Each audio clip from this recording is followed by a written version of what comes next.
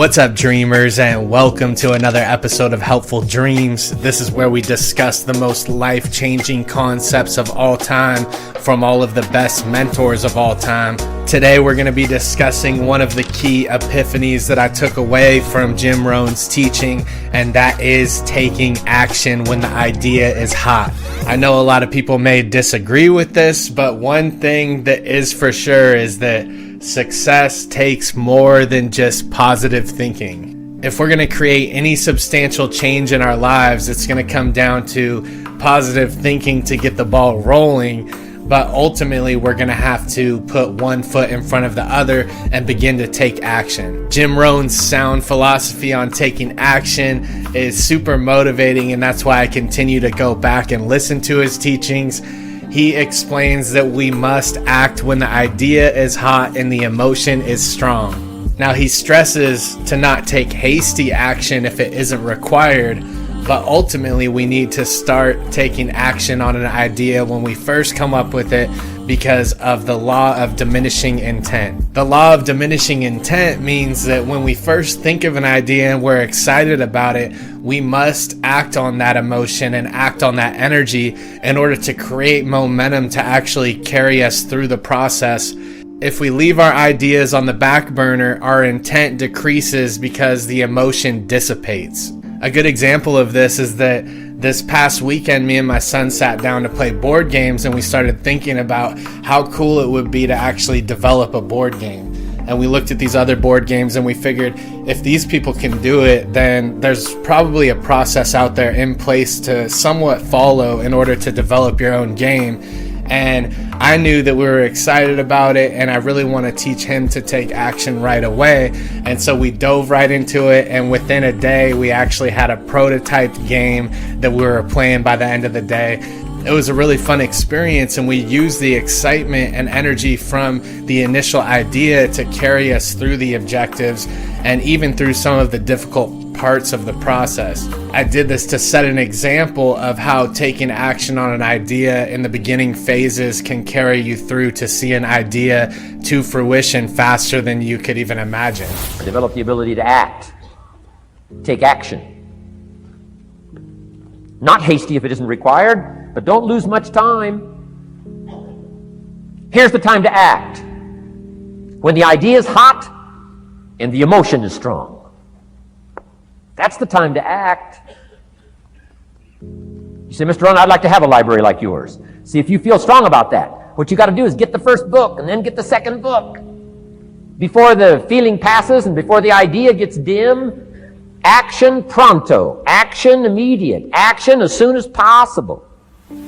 One of the main things that keeps us from taking action and procrastinating is not knowing the proper process to get us from point A to point B. So if you find yourself in a state of procrastination where you're not getting what you want done, first look at what steps you can map out in order to take you to your objective.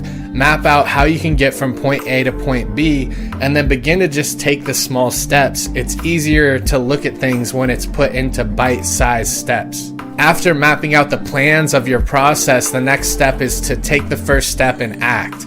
It's really important then to not give up and push through any difficulty that'll arise, because you're gonna immediately come up against challenges as you go through your process. It's important to maybe take time to take a break and reflect, but don't stay too long in this reflection phase, and step right into the next step and keep trying until you get it done. The next step of the process, once you begin to take action and you start moving through your difficulties and getting things done, is to make sure that the job is done right. It's important that as we move through the action process, that we quality check our work and we make sure that we're not giving it half of our effort. We need to give it our all, make sure that the job is done right no matter how small the step is, and your ultimate goal will come to fruition. This concludes our tidbit of knowledge, wisdom, and motivation for today. I hope that if you're currently in a state of procrastination, that you can at least commit to looking at the information that is out there about your overall goal and objective, and begin to map out the small steps that will take you there. You'll be surprised at how that gives you a new perspective and brings energy and momentum into your life. Try to map out the next 2 weeks out of steps that you could take one at a time that would put you in a better place than you are right now. Remember that small steps all compound on each other and create the bigger picture. I appreciate you guys for stopping by. If you like this type of knowledge and wisdom, please subscribe. It helps get the message out to more people. I appreciate y'all, and I'll see you in the next one. You intend to when the emotion is high. But now if you don't translate that into action fairly soon, now the intent starts to diminish. And a month from now it's cold. A year from now, can't be found. So act. Set up a discipline when the emotions are high and the idea is strong and clear and powerful. That's the time to set up the discipline. Somebody talks about good health and you're stirred. Say, right, I need to get a book on nutrition. Get the book before the idea passes and before the emotion gets cold. Go for the book. Start the library. Start the process.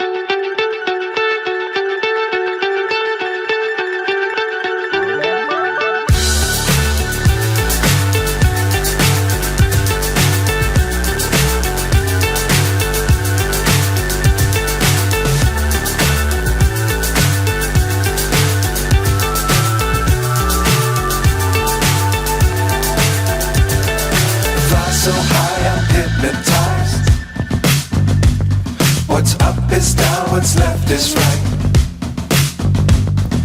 Chasing stars and holding you. I can't see the end, but we'll see it through.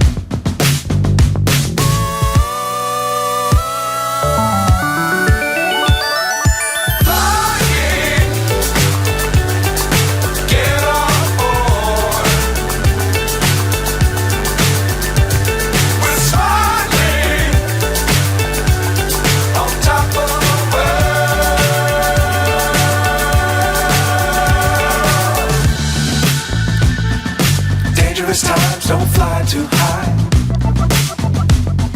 Be sure to keep the ground in sight. Fly forever if you keep it tight. Love the world but keep the sky on your mind.